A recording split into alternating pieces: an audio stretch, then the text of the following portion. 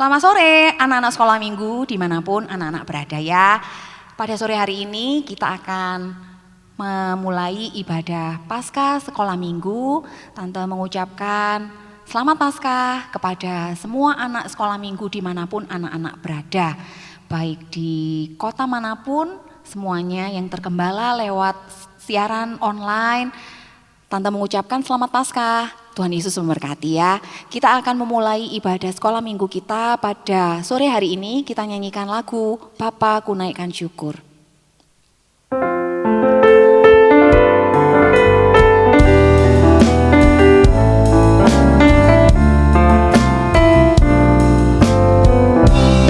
Nyanyi yang sungguh-sungguh ya.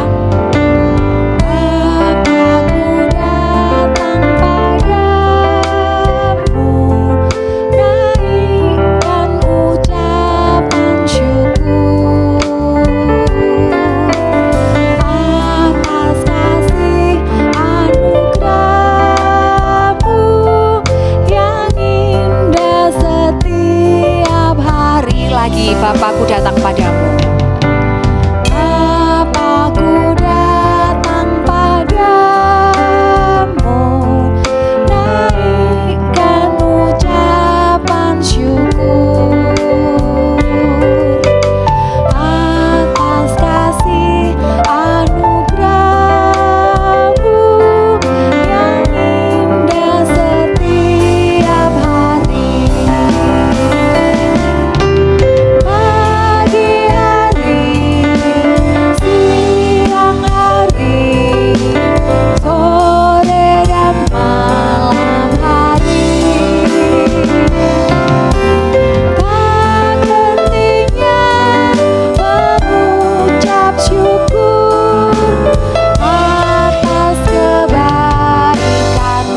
Pagi hari,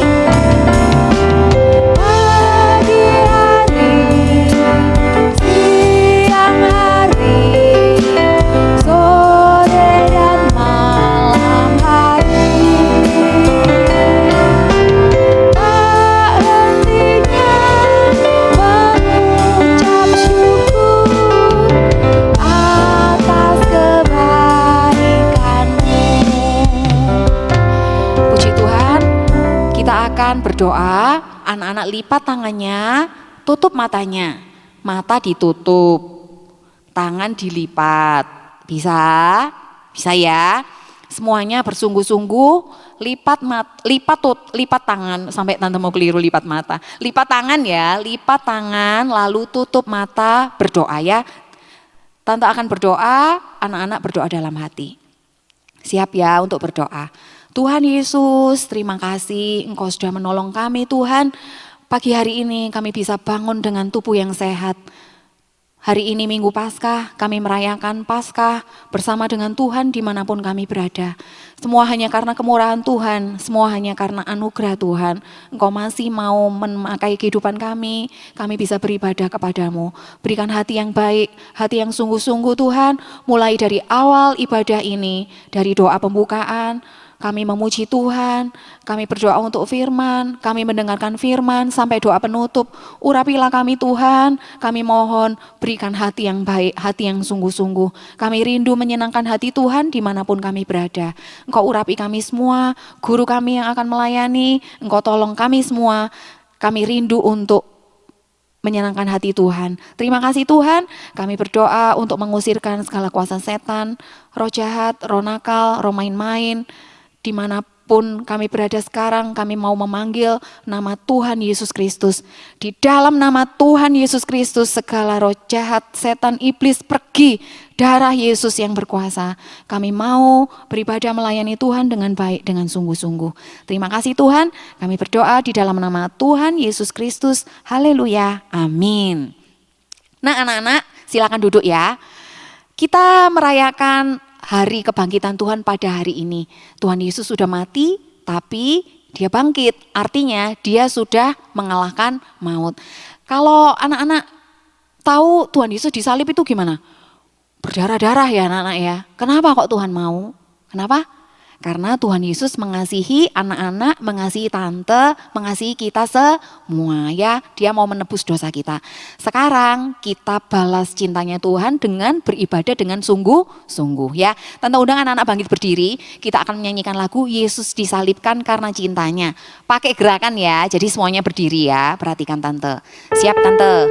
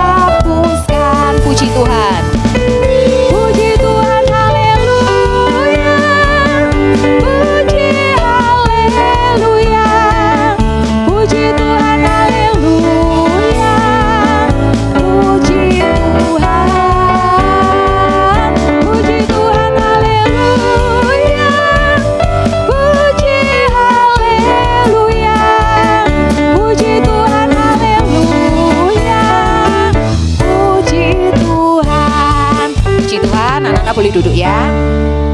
Kita akan lanjut lagu berikutnya yaitu Yesusku hiduplah, hidup selamanya. Kita nyanyikan bahasa Indonesia dulu lalu bahasa Inggris ya. Sambil tepuk tangan yang semangat.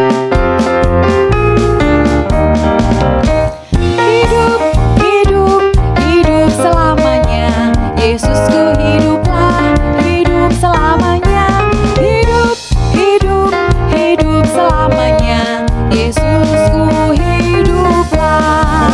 Oh haleluya, oh haleluya, Yesusku hiduplah. Oh haleluya, oh haleluya, Yesusku hiduplah. Bahasa Inggris. Alive, alive, alive forevermore. My Jesus is alive, alive forevermore. Forevermore, my Jesus is alive. Sing hallelujah, sing hallelujah. My Jesus is alive. Sing hallelujah, sing hallelujah. My Jesus is alive. Anak-anak boleh duduk kembali ya. Kita akan mendengarkan pengumuman walaupun sudah setiap sore, setiap minggu diumumkan, anak-anak tidak boleh bosan ya untuk membuat hidup anak-anak jadi lebih baik, lebih sungguh-sungguh lagi ya. Pengumumannya adalah ibadah sekolah minggu on-site di gereja di Surabaya jam 9.15, kemudian di Medan jam 9.15, di Malang jam 10, di Jakarta jam 16 atau jam 4 sore. Sebisa mungkin anak-anak datanglah ke gereja untuk beribadah ya. Dan setiap kali beribadah, anak-anak berpakaian yang rapi. Jangan lupa disiapkan Alkitabnya, alat tulis untuk yang sudah bisa membaca dan menulis. Lalu jika anak-anak berhalangan untuk datang ke gereja, anak-anak bisa untuk mengikuti ibadah sekolah minggu lewat YouTube seperti sore hari ini di YouTube-nya gereja. Kemudian ringkasan firman Tuhan, link YouTube, tugas atau kegiatan sekolah minggu jika ada, bisa anak-anak lihat di Google Classroom dengan kode KZYIYNP. Untuk anak-anak yang datang beribadah bersama orang tua di gereja, di hari Minggu atau hari-hari yang lainnya ya, tidak boleh mengganggu, tidak boleh ramai, tidak boleh jalan-jalan, tidak lari-lari. Intinya adalah anak-anak tidak mengganggu jalannya ibadah orang tua. Anak-anak harus apa? Duduk yang manis dan ikut mendengarkan firman Tuhan. Apakah anak-anak mengerti? Mengerti ya. Tidak cuma mengerti saja, tapi juga harus dipraktekkan, harus dilakukan. Jadi anak-anak yang baik, anak-anak sekolah minggu yang manis ya. Puji Tuhan, sekarang kita lanjutkan, kita akan menyanyikan lagu terakhir sebelum kita menyiapkan hati untuk mendengarkan firman Tuhan, besar anugerah-Mu.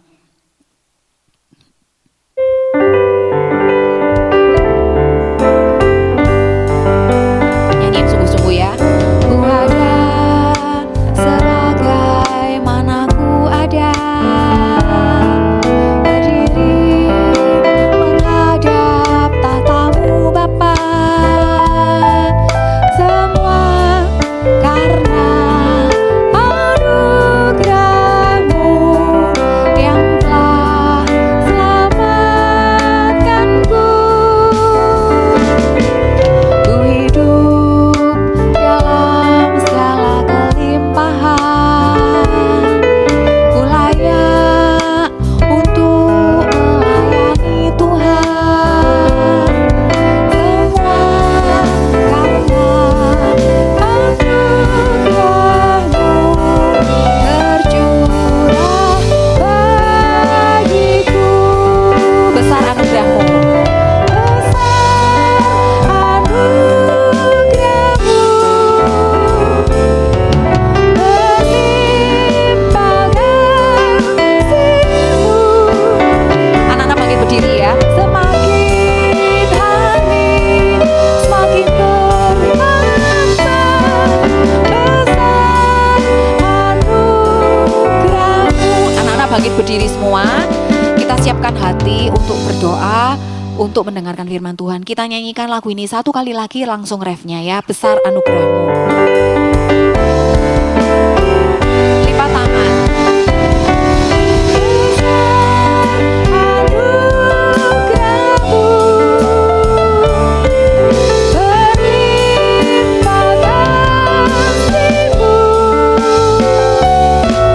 Semakin hari, semakin bertambah besar anugerah-Mu. Sekali lagi, besar anugerah-Mu, angkat tangan. Besar anugerah-Mu, berlimpah kasih-Mu. Semakin hari, semakin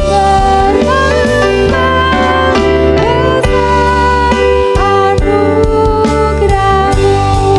Turunkan tangan, dilipat tangannya, ditutup matanya, kita berdoa ya. Tuhan Yesus, terima kasih Engkau sudah tolong kami Tuhan untuk memuji nama Tuhan. Sebentar lagi kami akan mendengarkan firman-Mu. Kau berikan hati yang baik, hati yang taat, hati yang sungguh-sungguh untuk mendengarkan firman-Mu.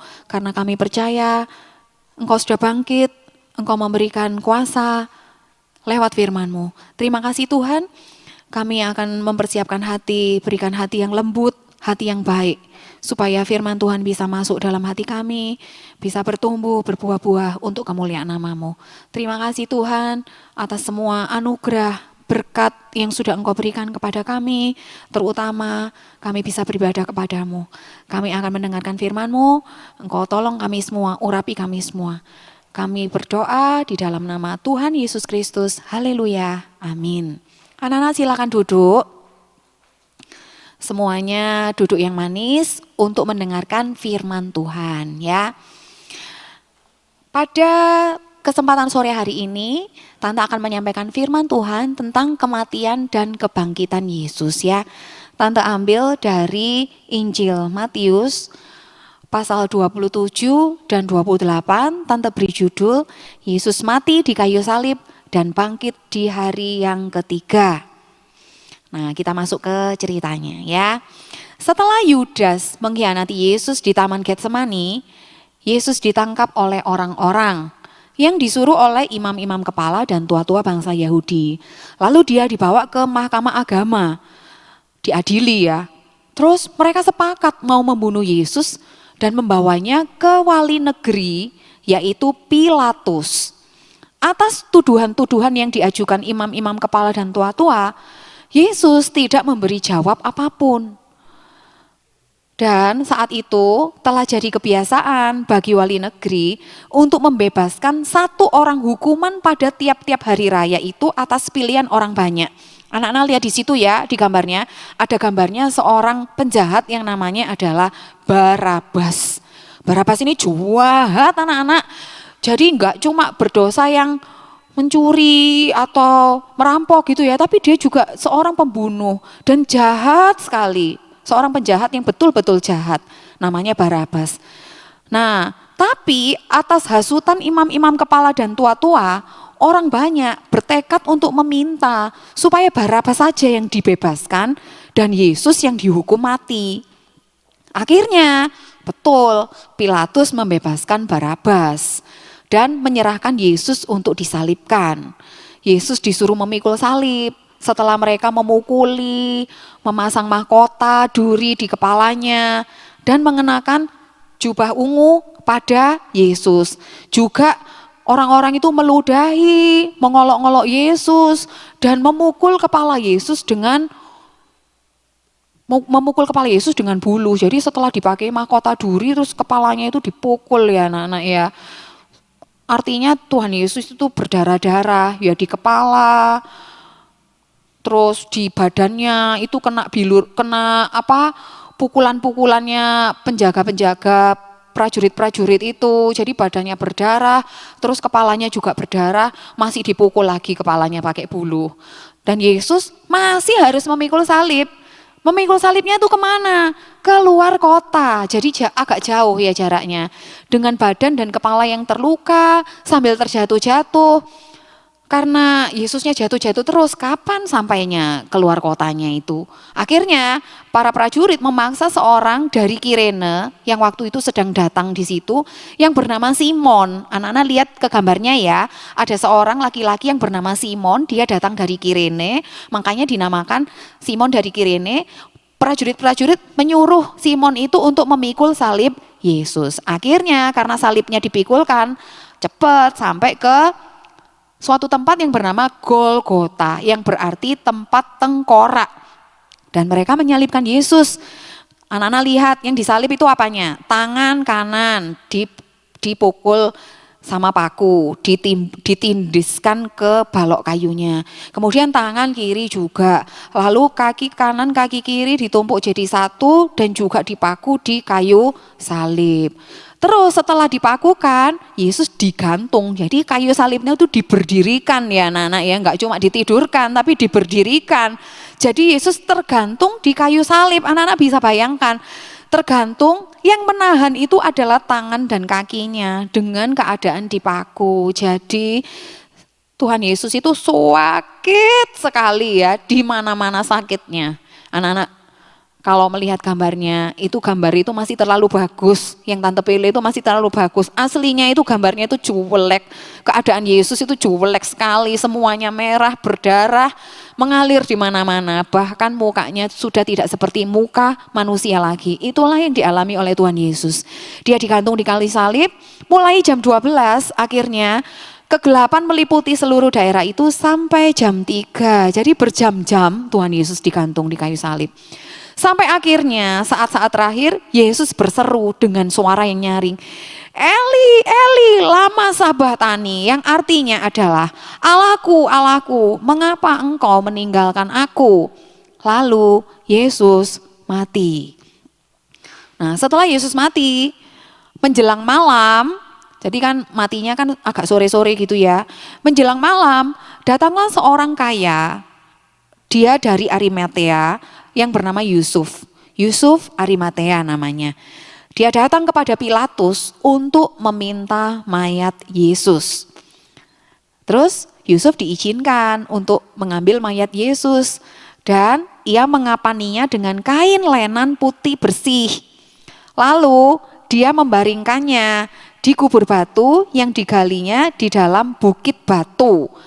Itu baru, kuburnya itu baru ya anak-anak. Anak-anak bisa bayangkan gambarnya, kubur batu, Yesus dimasukkan ke dalamnya. Setelah dari Pilatus tadi, Yesus dimasukkan ke dalam kubur batu tadi, sudah dikapani ya, kain putih, kain lenan halus dibaringkan di dalam kubur batu. Kubur baru ya itu, karena Yusuf ini orang kaya, jadi dia menyediakan kubur yang baru untuk Yesus yang digali di dalam bukit batu. Setelah selesai dimasukkan, dia menggulingkan sebuah batu besar ke pintu kubur itu. Jadi kuburnya ditutup ya, lalu dia pergi. Nah itu ya anak-anak, itu cerita tentang Tuhan Yesus yang sudah mati di kayu salib. Setelah Yusuf pergi, kemudian datanglah imam-imam kepala dan orang-orangnya tadi ya, menghadap kepada Pilatus. Mereka tuh berkata begini, Tuanku, tempatkanlah penjaga-penjaga menjaga kuburnya Yesus. Karena kami ingat, Yesus itu pernah berkata, aku akan bangkit dalam 3 hari. Jadi tempatkan ya penjaga-penjaga di kuburnya Yesus supaya jangan sampai ada yang bisa masuk ke dalam untuk mengambil mayatnya. Nanti kalau mayatnya diambil, orang-orang tahu, waduh tidak ada mayat lagi, berarti betul-betul Yesus bangkit ini. Kalau sampai itu terjadi, orang-orang akan percaya Yesus sudah bangkit di hari ketiga, maka akan timbul penyesatan yang lebih dalam lagi. Mereka itu berkata begitu kepada Pilatus, anak-anak. Jadi akhirnya Pilatus mengabulkan permintaan mereka, menyuruh penjaga-penjaga untuk menjaga kubur Yesus itu. Sehingga mereka yakin pokoknya tidak akan ada orang yang bisa mencuri mayatnya Yesus.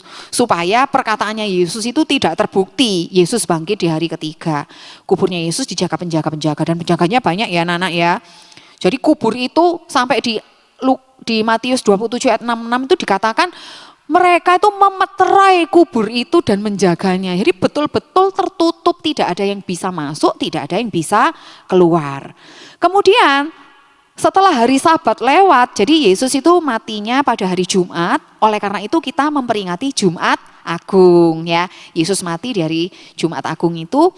Setelah hari Sabat lewat, hari Sabat itu besoknya setelah Jumat kan besoknya Sabat. Kemudian setelah hari Sabat lewat, pada Minggu, hari Minggu pagi-pagi, pergilah Maria Magdalena dan Maria yang lain menengok kubur itu. Nah, waktu mereka tiba di tempat itu, terjadi gempa bumi. Anak-anak ngerti gempa bumi? Gempa bumi itu tanahnya goyang, semuanya bergoyang, bergetar itu ya. Dan di Alkitab itu dikatakan gempa bumi yang hebat, jadi goyangnya itu hebat sekali.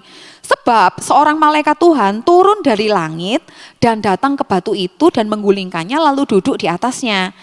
Dan penjaga-penjaga gentar ketakutan sampai mereka jadi seperti orang mati. Lihat ke gambarnya ya, mereka sampai wah gentar gitu ya, sampai akhirnya mereka terbaring di tanah seperti orang mati. Tapi malaikat berkata pada perempuan-perempuan itu, janganlah kamu takut, sebab aku tahu kamu mencari Yesus yang disalibkan itu. Ia tidak ada di sini, sebab ia telah bangkit, sama seperti yang telah dikatakannya. Mari, lihatlah tempat ia berbaring. Malaikat juga menyuruh mereka segera pergi menemui murid-murid untuk bercerita bahwa Yesus sudah bangkit dan pergi ke Galilea untuk bertemu dengan mereka. Dan perempuan-perempuan itu setelah melihat memang kuburnya Yesus kosong, gak ada Yesus di dalamnya, mereka segera pergi cepat-cepat. Pergi kemana? Seperti yang diperintahkan malaikat ya, untuk pergi kepada murid-murid untuk memberitahukan tentang kejadian itu. Tapi tiba-tiba waktu mereka dalam perjalanan, Yesus berjumpa dengan mereka dan berkata, salam bagimu. Mereka mendekatinya, mereka memeluk kakinya serta menyembahnya. Kalau bisa dipeluk, itu berarti Yesusnya ini betulan ada atau enggak ada? Iya, Yesusnya ada ya anak-anak ya. Jadi karena itu mereka bisa memeluk kakinya serta menyembahnya. Dan Yesus berkata, jangan takut, pergi dan katakan kepada saudara-saudaraku supaya mereka pergi ke Galilea dan di sanalah mereka akan melihat aku. Akhirnya dua perempuan itu tadi siapa namanya? Maria Magdalena dan Maria yang lain, sama-sama Maria ya, tapi orang yang berbeda, dua orang. Mereka pergi menemui 11 murid. Dan ke-11 murid itu pergi ke Galilea, persis seperti yang disuruh Tuhan. Tuhan Yesus mau menemui mereka tuh di Galilea. Jadi ke-11 murid, kenapa kok tinggal 11? Harusnya kan 12 ya. Yang satunya yaitu Yudas Iskariot sudah tidak ada. Tinggal 11 muridnya. Mereka pergi ke Galilea, ke bukit yang telah ditunjukkan oleh Tuhan Yesus kepada mereka. Nah, sampai di sana bertemu Tuhan Yesus betul. Mereka menyembah Tuhan Yesus. Ketika mereka melihat dia, mereka menyembahnya. Tetapi beberapa orang ragu-ragu, betul enggak ya ini Tuhan Yesus ini betul enggak, sudah bangkit enggak? Tapi akhirnya Yesus mendekati mereka dan berkata, "Kepadaku telah diberikan segala kuasa di surga dan di bumi." Tuhan Yesus berkata kepada mereka. Terus dilanjutkan, "Karena itu pergilah, jadikan semua bangsa muridku dan baptislah mereka dalam nama Bapa dan Anak dan Roh Kudus dan ajarilah mereka melakukan segala sesuatu yang telah kuperintahkan kepadamu dan ketahuilah aku menyertai kamu senantiasa sampai kepada akhir zaman."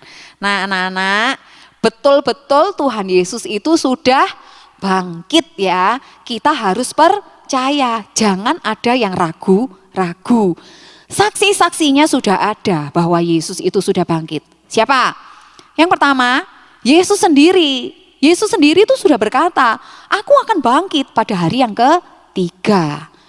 Lalu yang kedua, siapa yang sudah berkata bahwa Yesus itu sudah bangkit?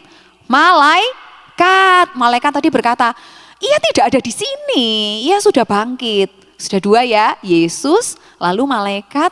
Lalu yang ketiga, dua orang perempuan, Maria Magdalena dan Maria yang lain. Mereka sudah memeluk kaki Yesus dan menyembahnya. Jadi Yesus itu betul-betul sudah bangkit.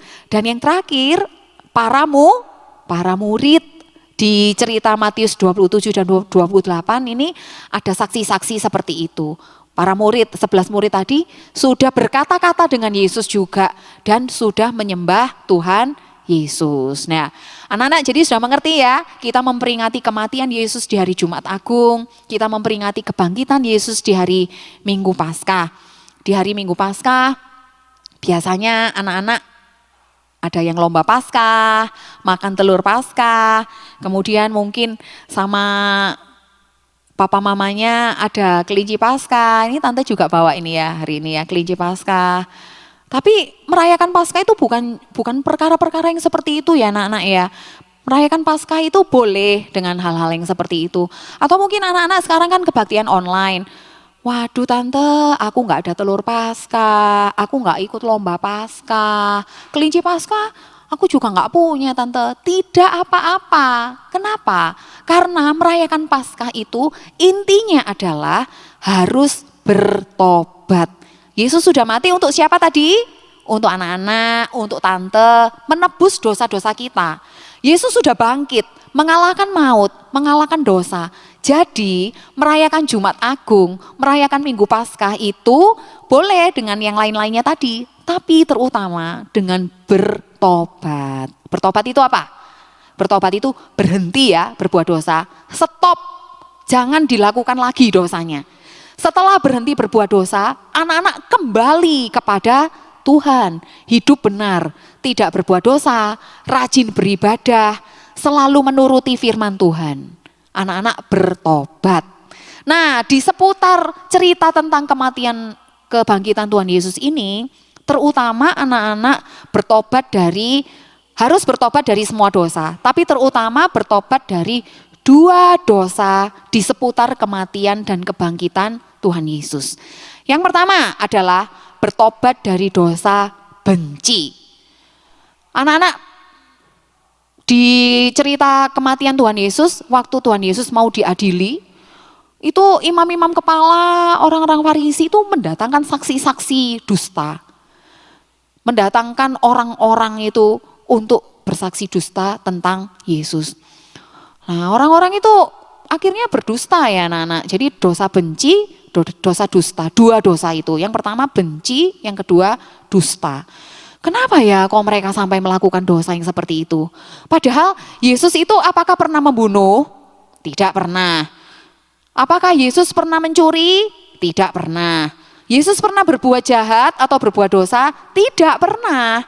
Tetapi mereka itu berdusta untuk membuat Yesus itu dihukum bahkan sampai mati. Mengapa?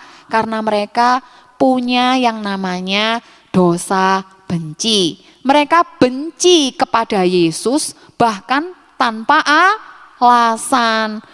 Yesus orangnya baik. Yesus tidak pernah berbuat dosa.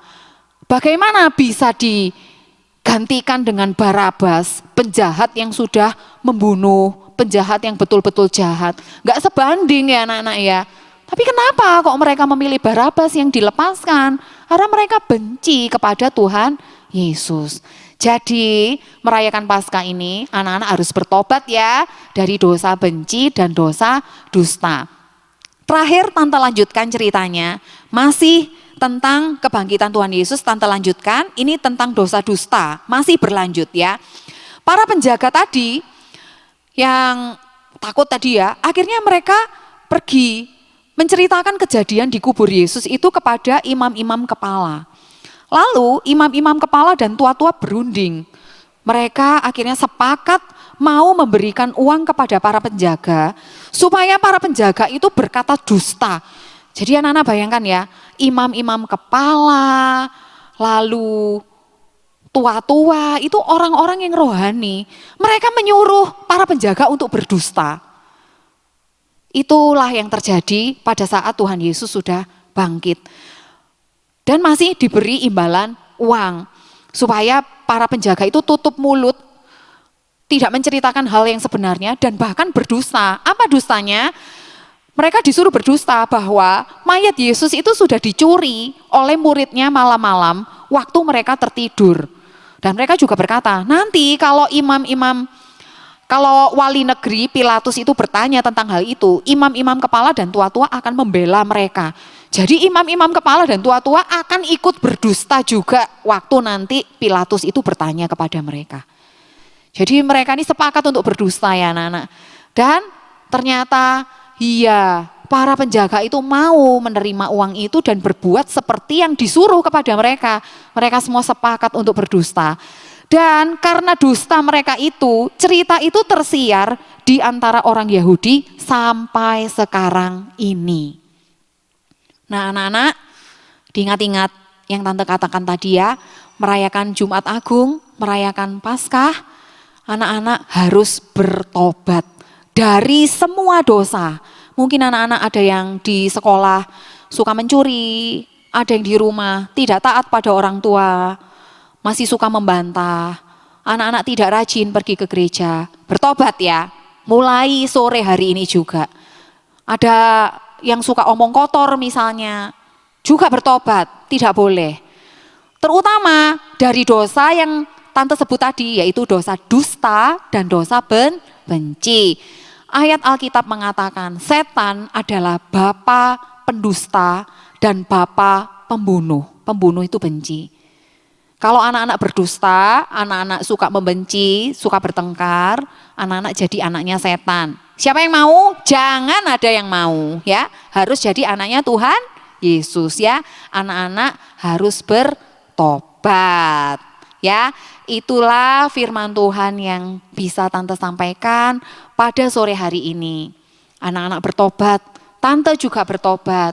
Kadang ada dosa yang mengintai, kita minta ampun kepada Tuhan. Tuhan ampuni. Janji tidak mau berbuat dosa lagi. Mau? Mau ya. Puji Tuhan. Sekarang anak-anak Tante undang semua bangkit berdiri ya. Dilipat tangannya.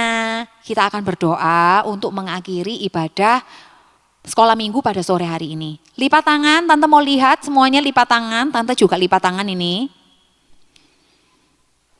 Nih, kelincinya ini Tante kasih nama Bit-Bit juga lipat tangan dia, mau berdoa ya. Bit-Bit juga mau berdoa, tangannya dilipat. Anak-anak juga lipat tangan yang baik ya, sungguh-sungguh ya. Matanya ditutup, matanya ditutup. Dah kita berdoa ya. Tuhan Yesus, terima kasih Engkau sudah menolong kami untuk mendengarkan firman Tuhan. Terima kasih Tuhan untuk korban-Mu di atas kayu salib. Terima kasih Engkau sudah bangkit, berarti Engkau hidup, Engkau mengalahkan maut. Kami percaya Tuhan dengan kuasa kebangkitan-Mu, kami bisa bertobat. Kuasa darah Yesus menolong kami untuk bisa bertobat dari dosa-dosa kami. Sebagai murid di sekolah, sebagai anak di rumah, sebagai anak sekolah minggu di gereja, kami mau bertobat Tuhan dari segala dosa kami. Terutama kami tidak mau berdusta lagi, kami tidak mau benci lagi. Tuhan tolong kami mau menjadi anak Tuhan yang baik, kami tidak mau menjadi anak setan, kami mau menjadi anak Tuhan yang manis. Terima kasih Tuhan atas kemurahan-Mu dalam kehidupan kami. Kami mengakhiri ibadah sekolah minggu kami pada sore hari ini. Engkau berkatilah kami semua, sekolah kami, kesehatan kami, Engkau yang atur masa depan kami dimanapun kami berada. Berkati juga orang tua kami. Terima kasih Tuhan, kami akhiri doa kami berdoa di dalam nama Tuhan Yesus Kristus. Haleluya, amin. Selamat Paskah ya anak-anak sekolah minggu, Tante dan Bit-Bit juga mengucapkan selamat Paskah dimanapun anak sekolah minggu berada. Tuhan Yesus memberkati.